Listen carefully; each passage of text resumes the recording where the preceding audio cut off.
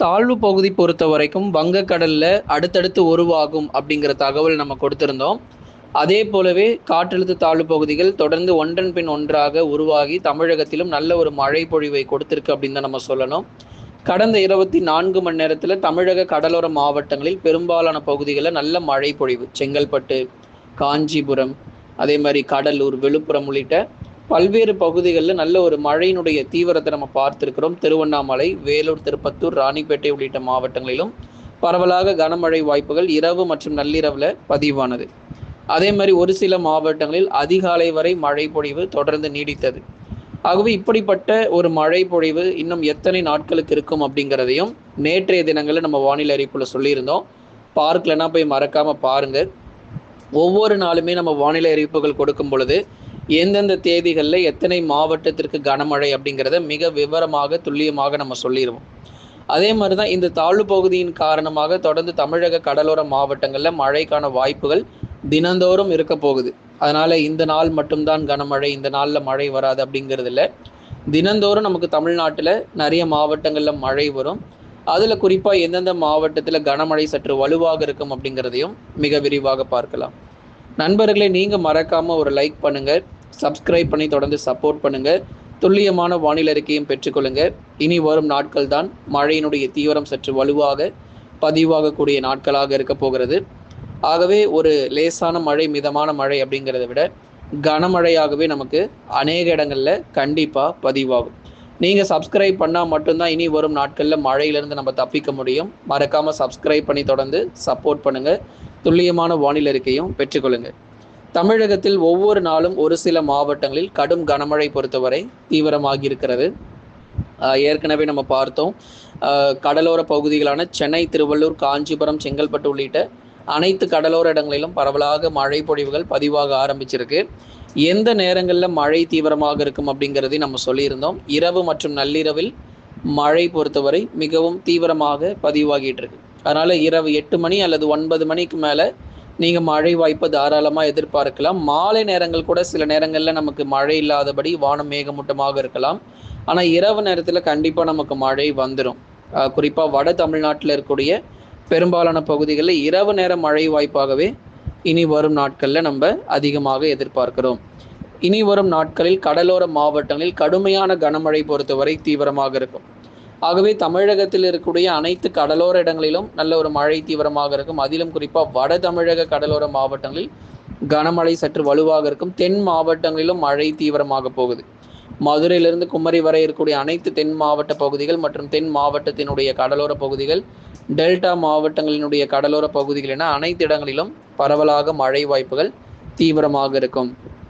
முதலாவதாக நம்ம பார்க்க போகிறது வட தமிழக கடலோர மாவட்டங்கள். சென்னை, திருவள்ளூர், காஞ்சிபுரம், செங்கல்பட்டு, விழுப்புரம், கடலூர், புதுச்சேரி மற்றும் காரைக்கால், கள்ளக்குறிச்சி. இங்கே நமக்கு மழை வாய்ப்புகள் எப்படி இருக்கும் அப்படின்னா, வானம் ஓரளவு மேகமூட்டமும் கனமழையினுடைய தீவிரம் பொறுத்தவரை கண்டிப்பாக இருக்கும்.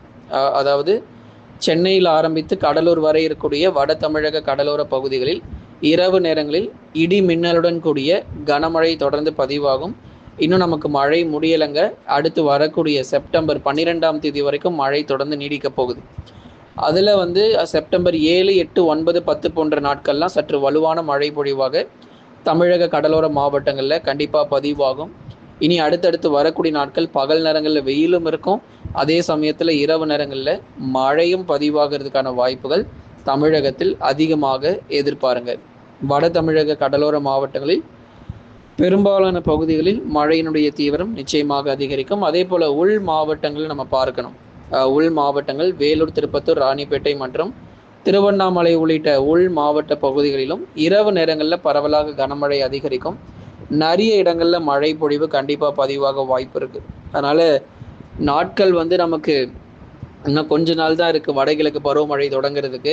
அதுக்கு முன்னாடியே நமக்கு போதுமான மழை பொழிவு கண்டிப்பாக தமிழ்நாட்டில் பதிவாகிடும். வடகிழக்கு பருவமழை ஆரம்பிக்கிறதுக்கு முன்னாடியே நமக்கு மழை பொழிவு எல்லாமே போதுமான அளவுக்கு நமக்கு பதிவாகிறதுக்கான வாய்ப்பு இந்த செப்டம்பர் மாதத்திலே நம்ம எதிர்பார்க்கிறோம்.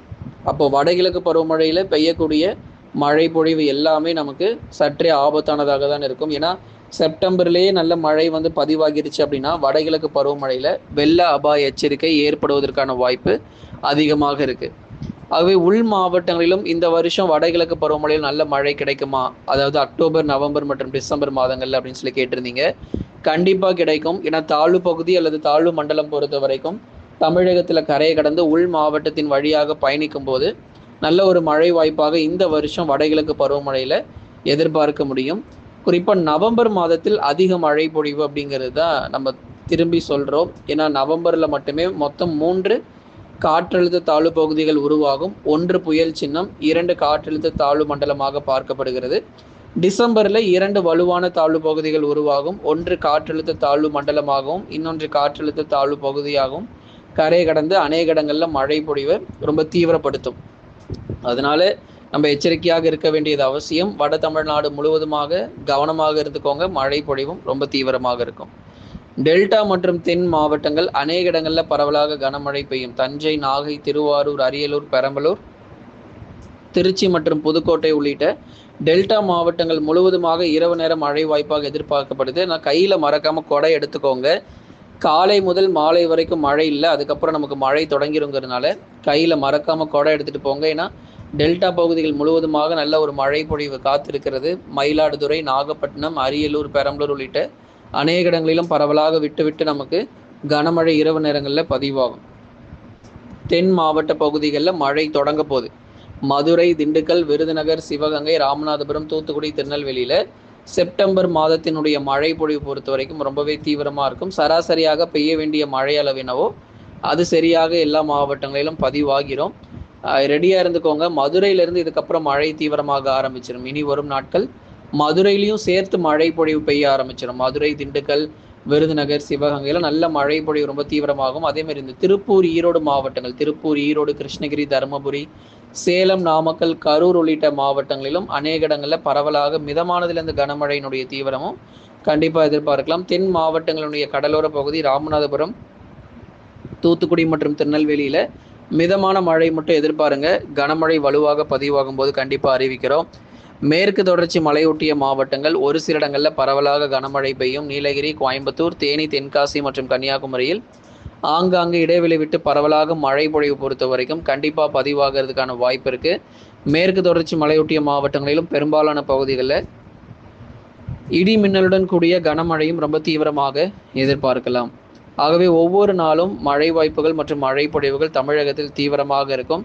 மழை குறைவு அப்படிங்கிறது இருக்காது. நமக்கு போதுமான மழை பொழிவு இந்த செப்டம்பர் மாதத்தில் கண்டிப்பாக பதிவாகும். ஏன்னா அடுத்தடுத்த தாழ்வு பகுதிகளும் தயார் நிலையில் இருக்குது. ஆனால் வடமேற்கு திசை நோக்கி நகர்ந்து தமிழகத்தில் கரை கடப்பதற்கான வாய்ப்பு இருக்காது. ஏன்னா நிறைய பேர் தாழ்வு பகுதி உருவாகும் அப்படின்னோடனே தமிழ்நாட்டுக்கு வரப்போகுதா அப்படின்லாம் கேட்டிருந்தீங்க. நமக்கு நேரடியாக எந்த ஒரு தாழ்வு பகுதியும் வடகிழக்கு பருவமழை தொடங்குற வரைக்கும் கரையை கடக்காது. ஆகவே தாழ்வு பகுதிகள் வடமேற்கு திசை நோக்கி நகர்ந்து ஒரிசா, மேற்கு வங்கம், அசாம் போன்ற மாநிலங்களில் அதிக மழை பொழிவு கொடுத்தாலும் தமிழகத்தில் ஓரளவு கனமழை மட்டுமாவது பதிவாகும். நண்பர்களே, தென்மேற்கு பருவமழை தொடர்ந்து அடுத்து வரும் நாட்களிலும் தீவிரமாக இருக்கும். நீங்கள் மறக்காமல் லைக் பண்ணுங்கள், சப்ஸ்கிரைப் பண்ணி தொடர்ந்து சப்போர்ட் பண்ணுங்கள்.